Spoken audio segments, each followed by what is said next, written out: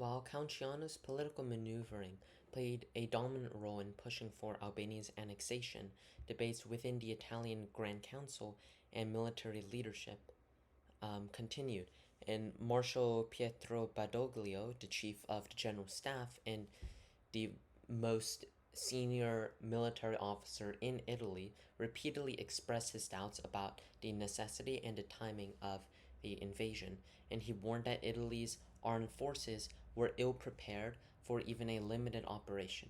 General Alfredo Guzzoni, who later commanded the invasion, shared similar reservations, pointing out flaws in the logistical planning and the lack of clarity in operational objectives. Count Ciano's personal involvement in Albanian affairs became most central from the moment of his first visit to Tirana, which was in 1937, desiring to emulate um, Mussolini, his father-in-law. Ciano made a rather theatrical visit, piloting his own aircraft, staging public displays of Albanian Italian relations in a positive way. And yet, behind all of these seemingly warm gestures, Ciano had a focused agenda in mind. He aimed to secure Albania as a dependency of fascist Italy. And following this visit in 1937, Count Ciano concluded that King Zog was too independent minded to be brought fully under Italian control through loans and political treatises, etc. And his decision hardened after attending King Zog's marriage to Countess Geraldine Aponi in April of 1938, during which the contrast between the royal pomp of Albania's wedding and the underlying political weakness left a lasting impression on him. And by around mid 1938, Count Ciano had developed a comprehensive plan proposing outright Italian annexation of Albania. Count Ciano presented this to Mussolini in May that year, and the memorandum framed Albania as a natural extension of Italian sphere of influence, citing both the strategic and economic justifications. Albania's mineral resources, particularly oil and chromium, in the countryside, which was, although it was poorly surveyed by the Italian um, government, they were Count Ciano cited them as potential beneficial assets economically in Albania. And Count Ciano also emphasized Albania's underpopulated nature and suggested that it can take like 2 or so million Italian settlers. And most crucially, Ciano appealed to Mussolini's fear of German encroachment in the Balkans, which we know as Austria annexed in March 38 that year. Count Ciano argued that Germany might next try to expand influence through like Hungary, Romania, and eventually Albania. And this framing helped convince Il Duce to um, to not take the risk of ceding the Adriatic to other great powers and try to take it for himself. And Count Ciano's strategy proposed three options: continue economic penetration in the um, in Albania, eventually to influence the Albanian government itself, partition of Albania with the Yugoslav government, or if that doesn't work, then just outright annexation. And the third option was clearly Ciano's favorite. That was his preference, but he laid the other two options in consideration in case, especially due to potential international outrage that Ciano expected after, would occur upon a direct Italian annexation. And Mussolini tentatively approved this third plan in principle, but he remained characteristically indecisive on the execution. And during this period of uncertainty, Count Ciano pursued a dual approach. He intensified Italian control within Albania and at the same time prepared the military for a ground invasion. Italian agents worked methodically to infiltrate the political, military, and economic um, life in Albania.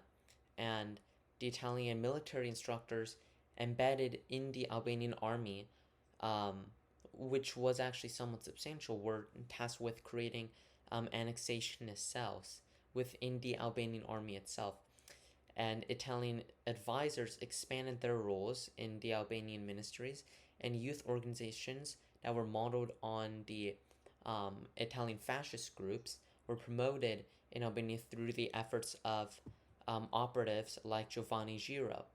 And tribal leaders were approached with promises of personal gain, corruption, and just outright bribes in exchange for their tacit support in the case of an annexation. Count Ciano's subversion program also involved direct actions aimed at eliminating King Zog himself. There were at least 2 serious assassination attempts on his life, or attempts on abduction of King Zog, and one plot allegedly involved the royal couple's voyage to Venice aboard an Italian-controlled vessel in December 1938, in which King Zog was supposed to be kidnapped or murdered at sea. Another scheme centered on bribing a former aide of King Zog named Yakogi to carry out the assassination for 10 million lira. And and there are other plans for um, for assassination attempts, but nothing actually got carried out, and none of these attempts ever succeeded. But this proves the intensity and thoroughness of the Italian subversive planning and activity.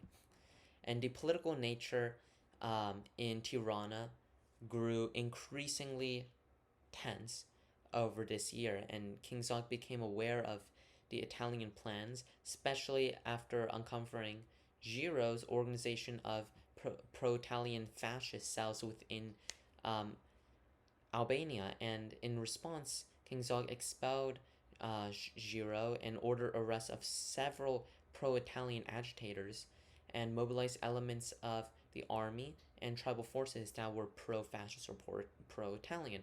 And yet this show of resistance was merely superficial, because internally Albania remained divided, and with many officials neither compromised by Italian payments or unwilling to take a hard nationalistic line against their primary financial patron, the Italian military.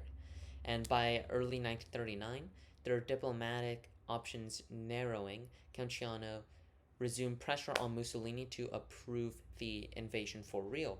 And so he approached the Yugoslav Prime Minister Stojadinovic, and Ciano offered a plan to partition Albania, hoping to secure control over the south while allowing Yugoslavia to take control of the north, places like Shkodër.